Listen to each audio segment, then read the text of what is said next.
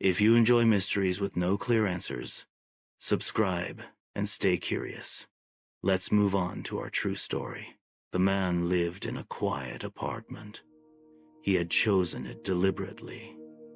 The apartment upstairs was empty, and the neighboring flats had been vacant for months. At night, there was almost no sound at all.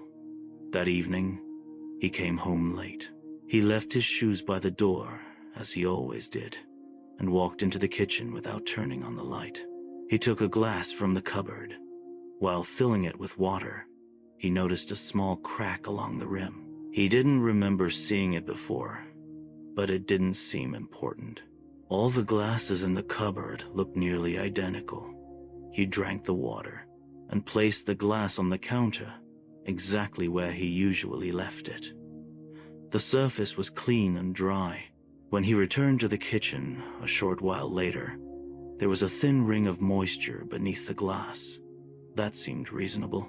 The glass had been cold, the room warm. Condensation was a logical explanation. But the mark wasn't a perfect circle. It looked as if the glass had been set down, then shifted slightly. He lifted the glass. The bottom was completely dry. He wiped the counter clean, removing the mark entirely.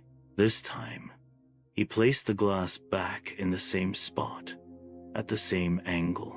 He turned off the light and went into the living room. About 10 minutes later, when he returned to the kitchen, the glass was still there, but the moisture beneath it did not align with the spot he had just wiped. The difference was small, less than a centimeter. He considered that he might have moved the glass without realizing it. Then, he noticed something else.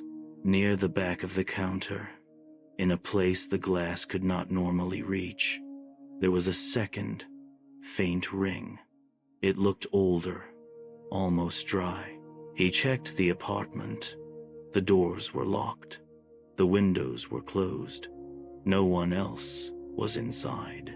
When he returned to the kitchen, the glass hadn't moved, but now there were 2 marks on the counter, one fresh, one old, and they were too far apart to belong to the same glass.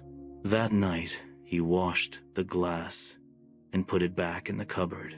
The next morning, when he opened the cupboard, the cracked glass was right where he had left it, but on the kitchen counter, at the height where a glass would normally be placed, there was a single, dried ring of water.